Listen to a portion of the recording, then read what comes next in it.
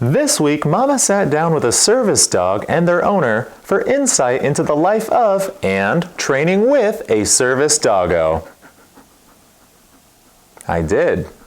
And now you're excited. Take it away, Mama. I'm Justine, but I go by Zelda online because it's just easier that way. Because I don't know, I everyone called me that in high school, so that's just it. Kind of stuck to me. And this is Scout. Oh God, sorry. Oh, He always gets me at the worst time. I love it. No, it's perfect. That's a great intro. Yeah. He loves to give kisses, if you haven't noticed. And if you want free kisses, you can come on down. Oh my gosh, I wish I could head right over there. That's so sweet. He's a really gentle, sweet dog. Oh my gosh.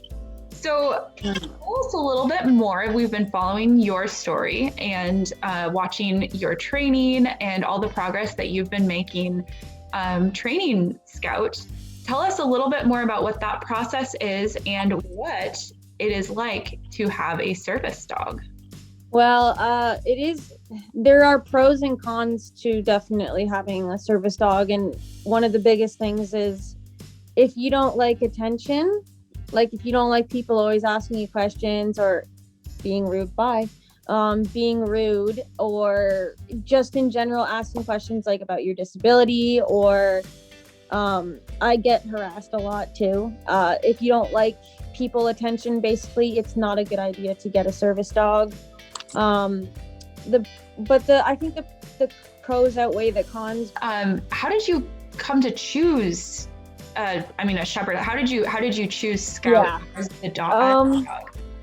I've always wanted an Aussie.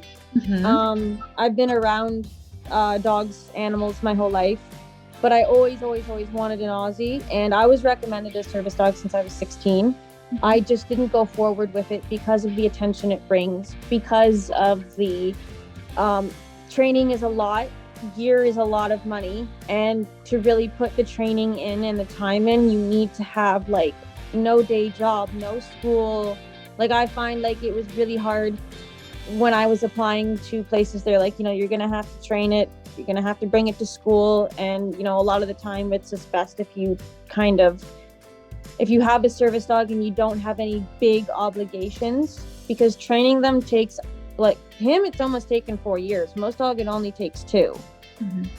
But having a herder or a shepherd, something with that more drive, more I guess for him it's been a little bit of neuroticness, because Aussies can be neurotic, and it's been trying to calm that off switch so that he's also he's doing DPT to also calm that neuroticness that they have, because he was also reactive as well. Wow. How old was he when you got him? He was 9 weeks. Yes, 9 weeks. Oh my gosh. So it started right away. Like the training starts right away and goes until they retire. Like they never stop learning things.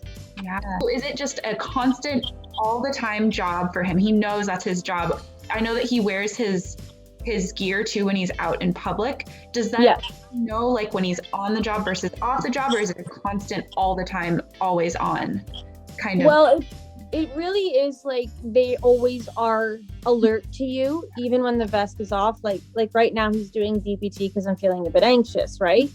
So technically, because he's not working, but he is doing his job right now. So they are technically always on duty, but there's times where like if we're playing outside, he's just being a dog, but they do off-duty work. Wow, that's just so amazing how in tune he is. Oh, there. And you said he was camera shy. Look at that. He's just right into the camera. So sweet. Oh, stop. You're showing off your tissues. I love it. Yeah, he's doing DPT right now. I keep moving his leg because it keeps stabbing me, but wow. He's doing DPT right now because he senses I'm a little anxious, but that's normal for me when I'm on camera. Oh my gosh, it's so cool. So another just in relation to, right now, obviously a lot of things are closed and just the pandemic, how has that affected your training? I guess A lot. Yeah. Like when it was March of last year, he was basically considered fully trained. Mm-hmm. And then as soon as the pandemic hit, what are you doing? We stopped going out. Mm-hmm. Sorry. We stopped going out, and like it was like when I brought him out the first time, I think when lockdown was over for the first time, it was like bringing him out when he was like a year old, 6 months old. He had regressed so quickly. And part of that is my fault too for not keeping it up in the house, but there's only so much I can do in my apartment to keep up that type of training. Right. Well, and it's, I mean, very similar to a lot of us, just going out in public and not knowing how to interact with people. And like, I mean, Daryl, we can barely ever leave. Say his name, here he is. Just with, just obedience training and things, and socialization is just a lot harder when you're not able to go out and do your normal day-to-day stuff. That's why I told everyone, I was like, don't get a puppy during COVID. Like, they're not going to be socialized properly. Like, I'm not one to gatekeep, but it's a lot harder to socialize them right now because nobody's going out and nobody can go out. Extremely good point, because we know a lot of people that have gotten new puppies and going through that, the struggle of not being able to have that normal socialization. What are some of the things that you think people should know if they're considering training a service dog? Oh boy, that's a long list. So it's actually, at first, it's a lot of stress bringing a puppy out in public, like from like age, I guess, when they're done their third set of shots, I believe that's when you can take them out. From then on, it's like, it's a lot of stress because you're constantly watching the dog, watching yourself, watching every movement, trying to shop and also train this dog that's, needs like high standards. And I found it very, very stressful at first. Like, I'd go grocery shopping and he's a puppy, right? So he's gonna veer off into doing something else if I'm not watching him, and I'm like, oh my god, I'm so stressed. I'm just trying to come and get some salad. I'm stressed because he's doing this again, because I'm thinking about how stressful it was. And people are like, hey, can I ask you a question? Or you don't look like you need a service dog. What do you have one for? Or constant access issues, because back when I first got him, there weren't that many service dogs around, at least this area, and I got a lot of access issues. Oh, Scout. And I find that one of the biggest things you need to have when having a service dog is a thick skin. You can't let people bug you, and you can't let these things get to you. Wow. So I can only imagine, because training just a dog in general as a puppy is a lot of work, but then you're one level, you're that much higher. You're training for a specific job, for a specific. Yep. So it's worse when they go potty. The first time they go potty in a store when they're a puppy, that is like the end of the world for you. When he did it, I was like, I froze. I was like, oh my God, what do I do? Yeah. Oh. And they were all so nice about it. They were just like, oh, it's okay, just clean it up. I'm like, ah. For you, it's like, it means something different. Yeah. So what are some of the things that you have trained Scout or worked on with Scout as part of the service dog training?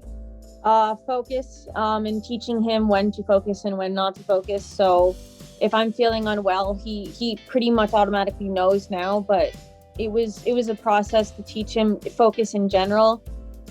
Rear end awareness is really important because they need to be aware of themselves as well. But the biggest thing was the focus, the rear end awareness, and just, I think the hardest thing was teaching him not to solicit attention. And that's a really other big thing with service dogs. They cannot solicit attention, and it is so hard to train a dog not to want to go up to people. Oh, sorry, buddy. Yeah, I can relate to that. I mean, that's something that we're working on, just not training Daryl to be a service dog, but working on that. Some people don't necessarily want to say hi all the time, or. Yep. And the process looks a little different for every breed, I think. Because every breed has something they struggle with. And I think it's every dog. It's different for every dog. It's different for every person. So like my experience might be completely different from someone else's who has, say, a German Shepherd or a Pit Bull or something like that. Yeah, that's great. That's great to know about. The rear end awareness too is something I guess it makes so much sense, but you don't think about It's one of the things my trainer told me. Like, I trained him myself, but she said, like, when I, like, you know that I trained him myself, but I've recently worked with a training organization, and she said, I'm surprised you didn't teach him rear end awareness first. I'm like, you know what? I really didn't know how to teach it at first. So I was kind of just like going with it. And then that was the only thing I struggled with, though, I found. Can you talk more about how did you train the rear end awareness? I'm curious. So I basically, the first thing I do is I get like a little bucket or like, anything that works for them to stand on with two front paws. Oh, sorry, my cat wants to join in. And I would teach him paws up first. And then when he got the hang of that, what you do is you lure them with a treat like this, and you move it with their head. And as if they, like, when they take a step towards you, like, I could show you, but it would be very difficult. I have some videos if that works. And some videos, that'd be great. But you basically teach them. I see how he's thinking I'm luring them already. I lure them, and then you kind of push their head this, like, to the side.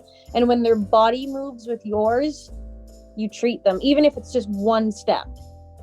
That's such a great practice. We've done a little bit of that with Daryl's trick training too. But you're right. I find the awareness of the rear end really helps with everything. It definitely does. And I guess continuing on with that, I know that you've done a bit of trick training as well. Love watching your tricks. What are some of your favorites to do with Scout? We're working on backstall right now, but he really doesn't like jumping on me for some reason. But the favorite one besides trying to do backstall, I like it when he jumps the hoop through my arm. That's one of my favorite. No, not right now. He's ready. That's one of my favorites. I like Orbit as well, but we're still working on that one. But he's got the basics of it. But I like the arm hoops. They're flashy. That is so much fun. And I mean, the orbits are great because, like you talked about before, the rear end awareness is part of that, figuring out how to go around in the circles. I definitely want to tell people that if you're looking into a service dog, do a lot of research and think very, very hard on it, because it's not just picking up a dog and training it. It's so much more. So much stress, it's worth it in the end, but it's not just something you're just going to pick up and go with and it's going to be easy. It's a lot of tears, a lot of sweat, and a lot of stress. But it isn't worth it. It's just, if you can handle it, that's what it is. That's such a great piece of advice for people. And we love following like I said, we love following your journey. And I know there are love following yours. I love watching him on his scooter now. You can just tell Scout is so in tune with you and your feelings. And oh man, it's just so great to watch. Oh, well, thank you. That means a lot, because everybody says they can see our relationship. It's very, very, very clear how much he just absolutely is part of you, really. Yeah, he's an extension of me for sure. That's so cool. Well, thank you again so much for thank you today, and it was nice to meet you. As close to meeting you in person as we can these days. For now, yeah. Well, that sure was great. Thank you, Scout and Zelda, for taking the time to speak with us.